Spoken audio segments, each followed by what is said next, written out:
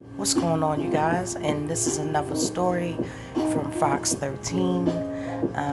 It says Chad Daybell arrested after human remains reportedly found on his property. And this is by Fox 13 News. And it says Salem, Ohio, Chad Daybell was arrested Tuesday after investigators recovered what they believed are human remains on his property. A search warrant was executed at the home of Salem, Idaho, Tuesday morning in connection to the search for two missing children. His stepson, Joshua J.J. Vallow, and his stepdaughter, Tylee Ryan. Police took Daybell into custody a mile from his home as numerous police officers and FBI agents served the search warrant. Authorities announced later that human remains were recovered. They had not yet been identified. He was booked into the Fremont County Jail several hours later. Specific charges were not disclosed, but authorities did say that they were felony charges and that he was being held with no bond. He is scheduled to appear in court on Wednesday at 11 a.m. We saw a car fly past us, a silver car, and a bunch of cops behind it. They ended up circling him and getting him to pull over. And then we turned around and went back, and Chad Daybell was getting arrested, said Brittany Chappell, who was in the car on Salem Highway at the time Daybell was taken into custody. Chappell said she recognized Daybell from news coverage about the disappearance of two kids, and because she lives a few miles from Daybell's residence. My son thinks that he saw Daybell on the ground when they were arresting him, and then when we flipped back around, he was standing and he was handcuffed, Chappell added.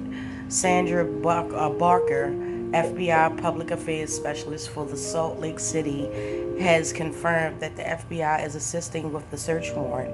She told Court TV that there were about 20 personnel FBI on the scene helping, including agents and support staff.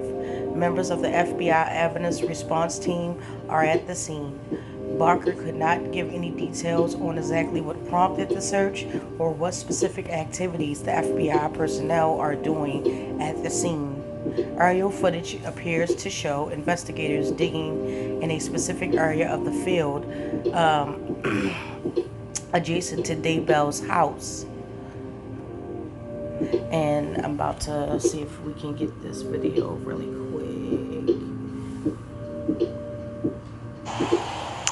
Hi, I am here in Salem, Idaho at the home of Chad Daybell, where the FBI, the Rexburg Police Department, Fremont County Sheriff's Office has been here since 7 o'clock this morning, and they're still here this evening, and they confirm that they have found human remains on Chad's property, and in fact, they have also confirmed they've taken Chad into custody for questioning.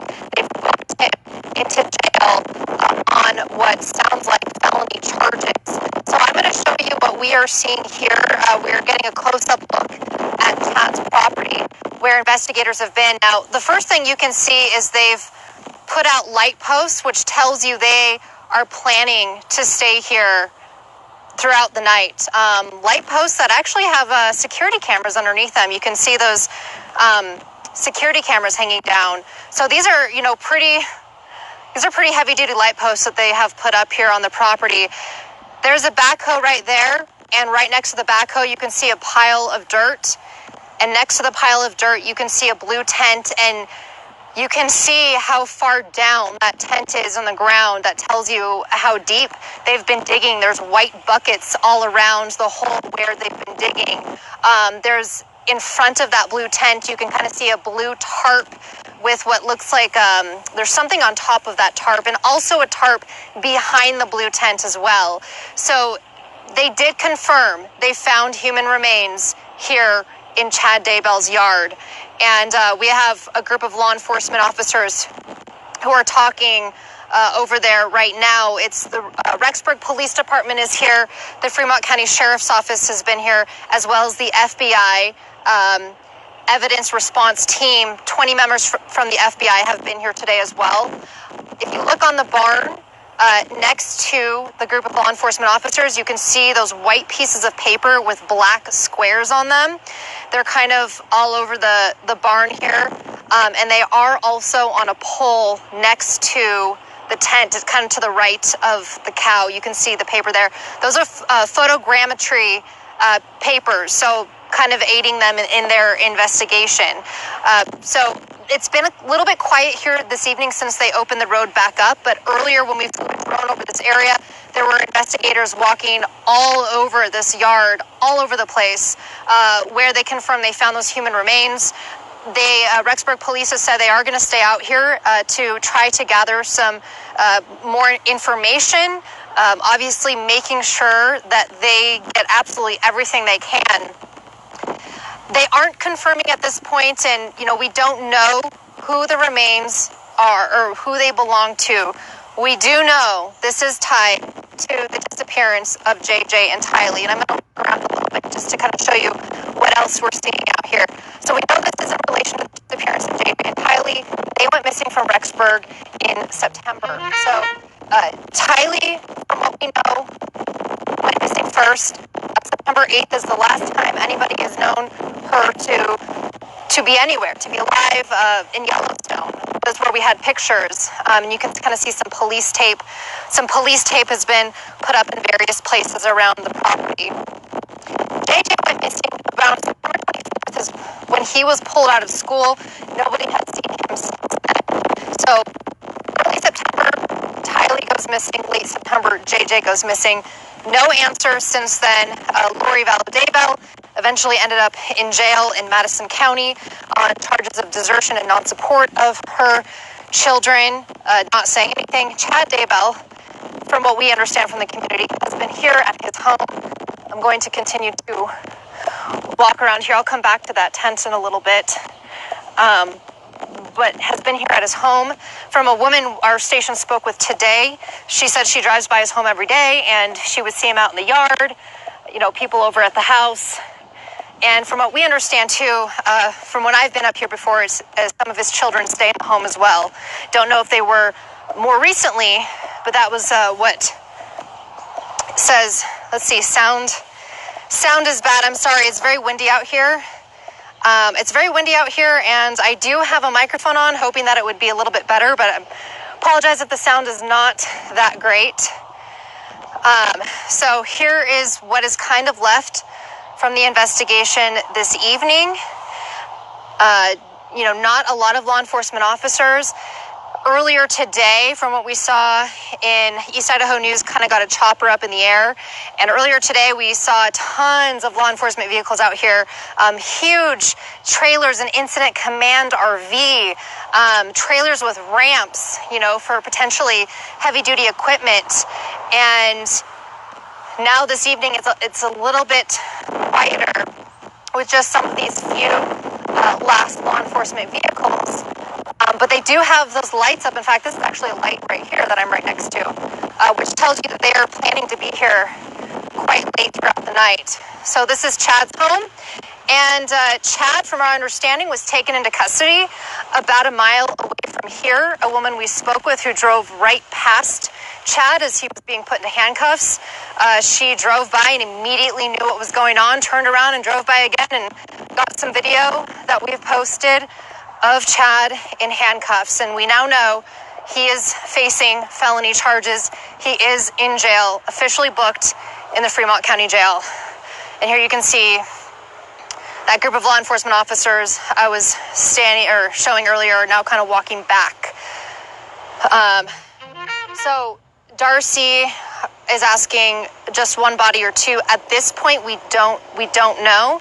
And with remains, that it's a tough word because remains could mean a lot of things. It could mean a body. It could mean potentially, partial partial remains. Could mean one person, it could mean two. We're not sure at this point. That's what we hope to find out, and they aren't identifying. Okay, you guys, if you want to see the rest of that, you can. But it says, it goes on to say that the warrant is sealed, meaning that the information is only available to law enforcement officers working on the case. Numerous roads around the home are closed and drivers are being rerouted. Chad Daybell's wife, Lori Daybell, formerly was arrested in February and charged with 2 felony counts of desertion and non-support of dependent children. She has been in jail. She has been in the Madison County Jail ever since, despite several attempts to lower her bail. The 2 children were reported missing after JJ's grandparents told police that they could not get in contact with him. They were last seen in September. Tylee and JJ were 17 and 7. Oh, wow. Respectively, at the time of their disappearance. JJ's 8th birthday was last month.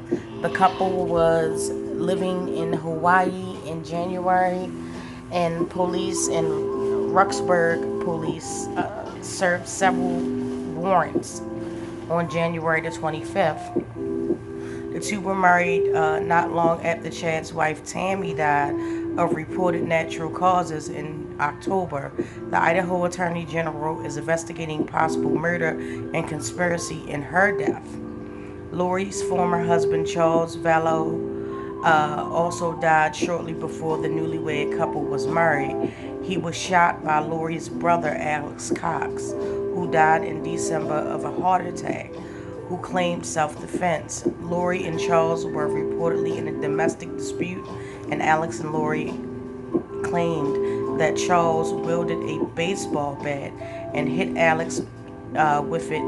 He got involved. Police served a search warrant early this year at Chad's Salem home, but no information was released about the findings.